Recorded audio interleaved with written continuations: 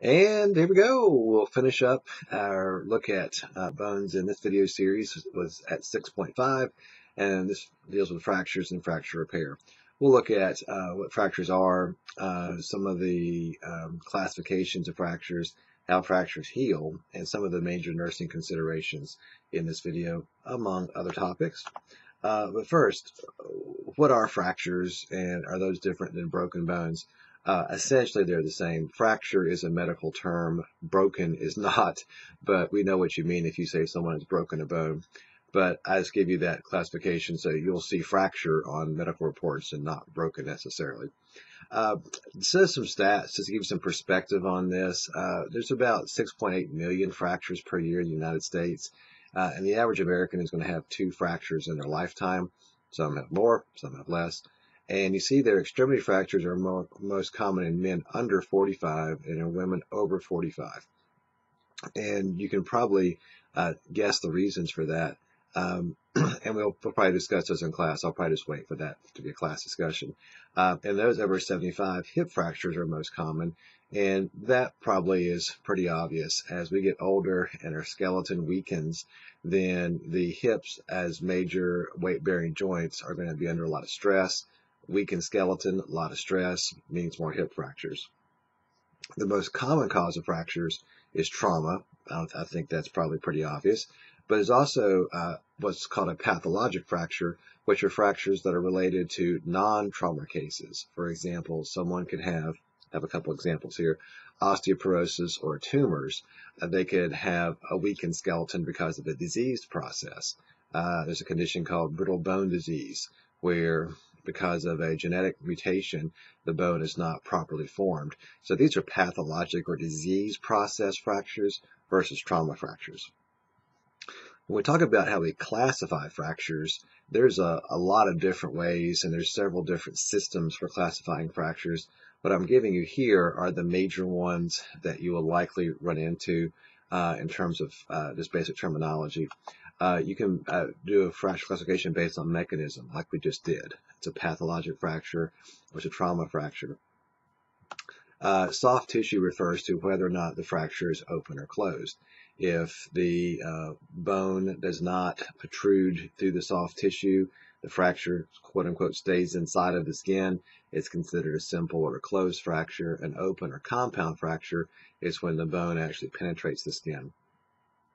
A complete or incomplete fracture refers to is the fracture going to be all the way across the bone, or is it like breaking one side?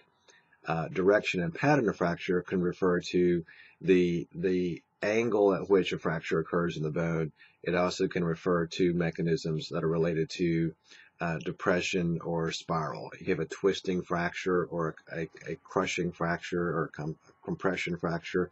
So you'll see, for example, a term like a person has a depressed skull fracture. Some other ways we classify fractures, there's more. Looking at displacement or non-displacement, and I'll show you some examples over here in a second with our figure.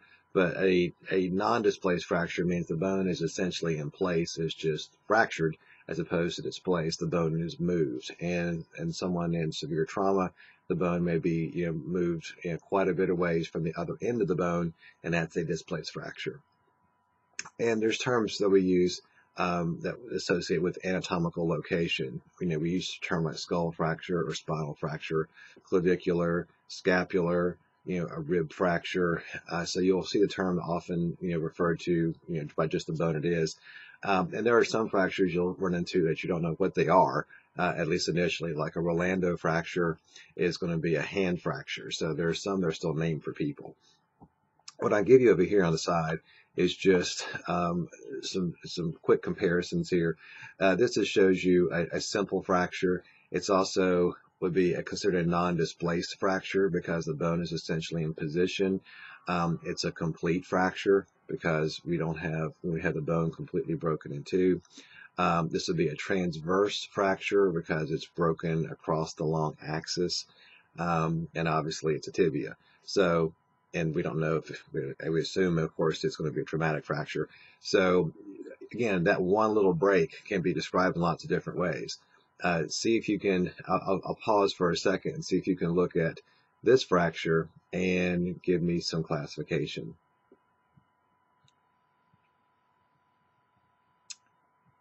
Okay, if we assume it's traumatic, it's an open or compound fracture. It's a complete fracture. The bone is completely broken. This would be considered an oblique fracture because of the angle of the break. It is displaced because the bone is not lined up anymore with its other end of the bone. And obviously this is going to be a left tibia. So again, you can think of fractures that can be classified lots of different ways, and depending on what you end up doing in the nursing field, you'll have to know more of them or not. Okay, well let's look then at some just common types of fractures. I just gave you these just because there are some examples and give you some mechanisms. One of the things that we always did as an EMT is whenever you rolled up on a scene, you had to pay attention to what's called mechanism of injury. How did they get hurt? Because if someone runs into a steering wheel or falls off a ladder, that might help you predict what kinds of injuries they may have had.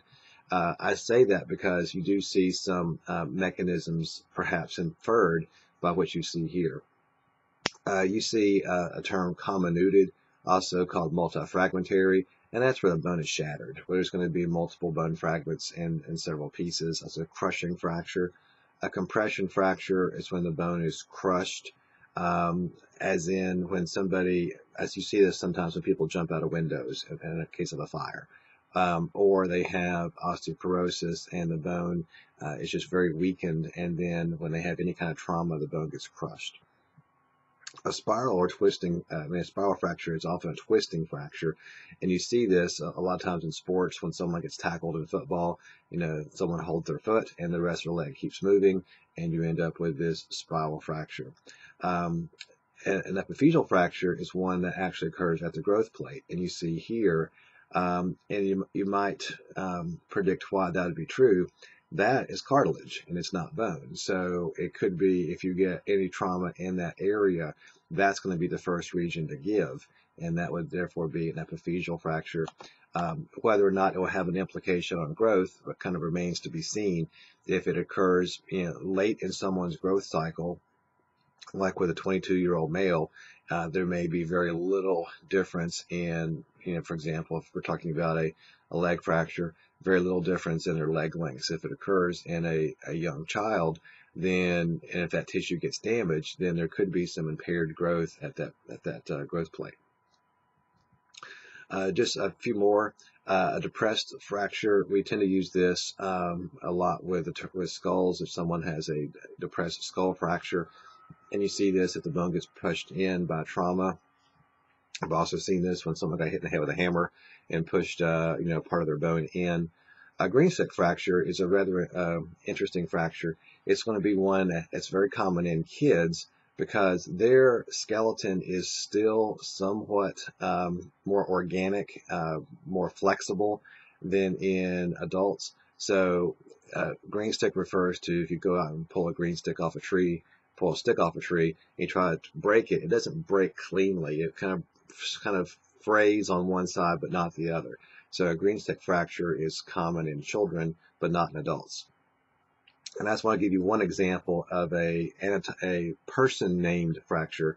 A Colles fracture is a fracture of the distal radius, and you see there that if someone falls and they have their hand up when they're trying to fall to catch themselves, it tends to put a lot of pressure on the end of the radius. So the Colles is actually a named fracture for the distal radius. I want to give you one other example of a fracture that you may run into. A stress fracture is a fracture that is due to repeated motion, movement, or overuse. So you tend to see this in runners, for example, and especially in the tibia, where they have overtrained and they have not given their bones time to adapt to that stress, and they develop these tiny micro breaks in their bone.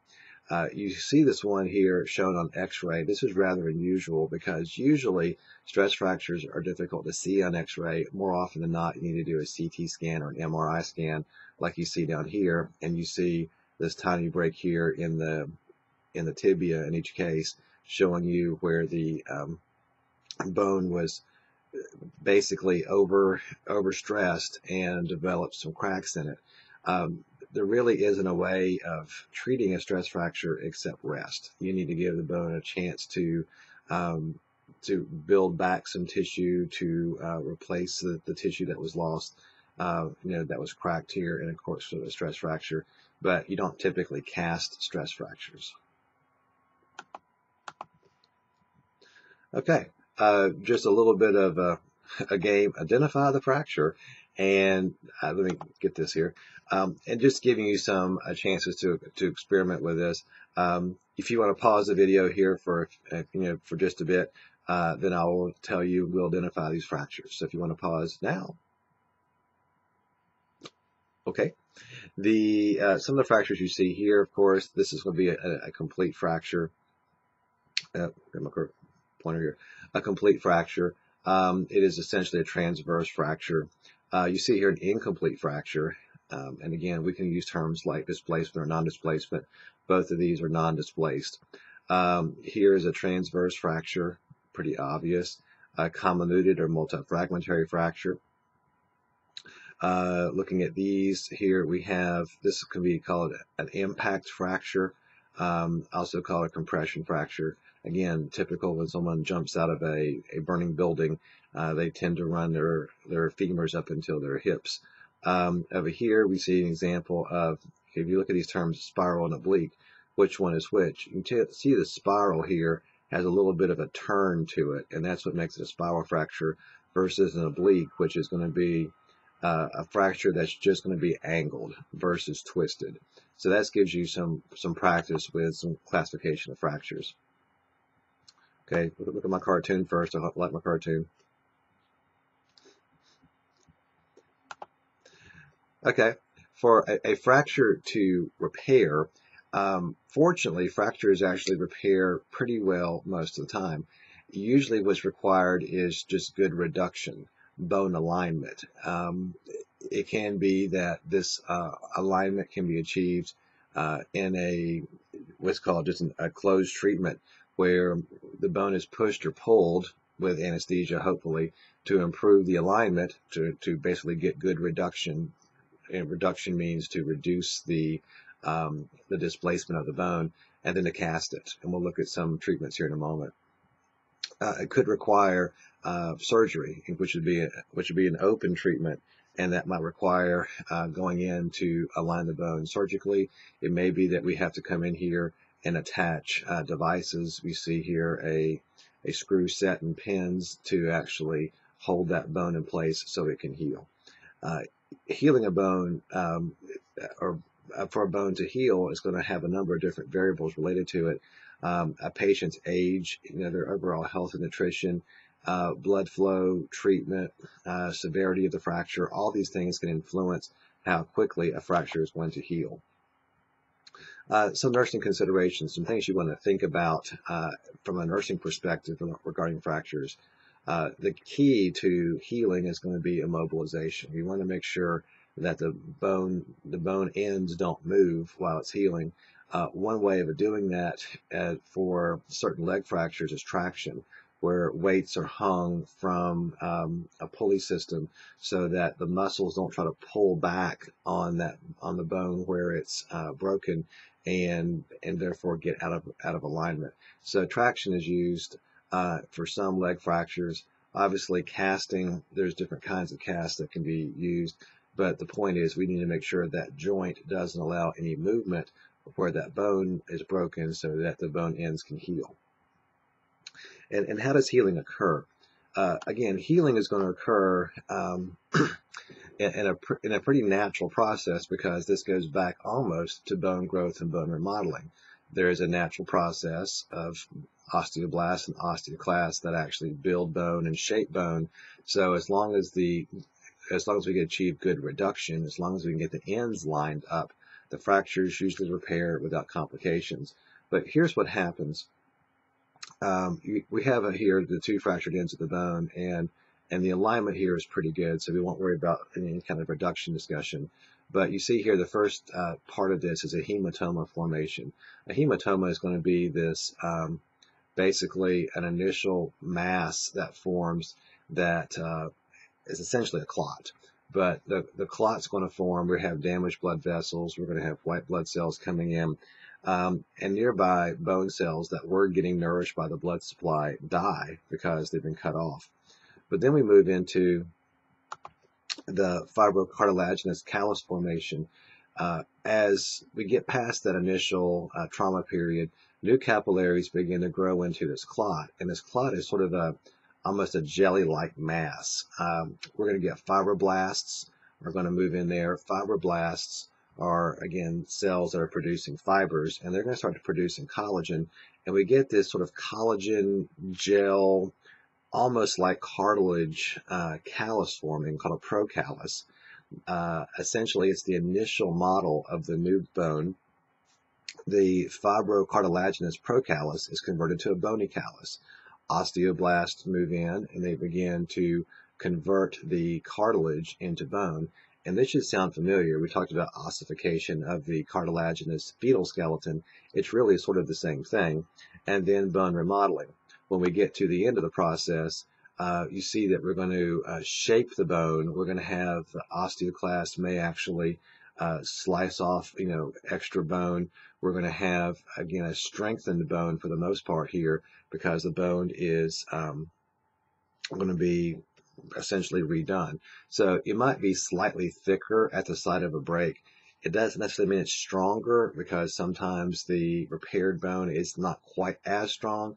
It takes maybe, depending on where the bone is, if it's weight bearing, it could take anywhere from 3 to 8 weeks for a bone to pretty much heal, but it may take up to 18 months for the bone to really assume its regular strength before it was broken. I'll just show you this, and it's a little hard to see, but right here you see a little extra bone growth that we associate with fracture repair. Finally, almost finally, some complications that can occur with fractures. And I don't want to get detailed on these, but just to show you that a fracture may not necessarily be complication-free. Someone could have shock. Someone could have bleeding from a bad fracture. There could be some metabolic changes that we'll discuss more in A&P2. Fat embolism, because you're fracturing, let's say, a long bone, you could have some fat enter the bloodstream and form an embolus, and that could be a problem in terms of that fat actually plugging up a vessel. Compartment syndrome is when you get the compression of nerves, blood vessels, and muscle in a closed space. Sometimes you get essentially too much pressure in an area following an injury, and this usually involves the forearm or the lower leg. Compartment syndrome is serious and has to be treated. Obviously, if you have any kind of especially open fracture, compound fracture, infection's a risk, and also DVT, deep vein thrombosis. There again, you can have a thrombus or a clot could form following a fracture. There's also some other things that we associate more with later aspects of the healing. Delayed union, the fracture ends don't come together well. Avascular necrosis, where necrosis means dying tissue. If the blood vessels don't form correctly and some tissue does not get nourished, you can have some tissue death from that. Delayed reaction to fixation devices, fancy way of saying that you have pins and screws and rods in there, but the bone doesn't adhere or doesn't actually join, even though you have appliances in there. And you also can have something called complex regional syndrome, which is essentially a nerve issue. You can have some nerve complications because of potential damage related to the fracture. So, oops, let me get me off of here. So I just want to end with one aspect of fracture repair and smoking. And you would think that smoking is sort of an unusual thing to throw into discussion about fractures, but there has been multiple studies that have shown a significant difference in healing time between groups of smokers and non-smokers who experience fractures. And that might seem a little odd because, why would smoking, affect fracture repair? But just to give you the stat, 95% of non-smokers healed completely from a wrist fracture in one study, and only about 2/3 of the smokers did. and the average healing time was about 2 months longer for smokers. So why do you think that bone healing may be affected by smoking? If you're thinking that this is going to cause vasoconstriction, smoking actually reduces blood flow. You're going to reduce blood flow to these fracture wound sites. So fewer nutrients get to the wound sites. It's going to slow the repair process. And this just reinforces the idea of this homeostasis of the whole body, that there's going to be a requirement of adequate nutrition, and smoking is going to impair that. Smoking also has about 1,000 other bad parts to it too, and we'll talk about those more in A&P2. But that ends our discussion here of bone.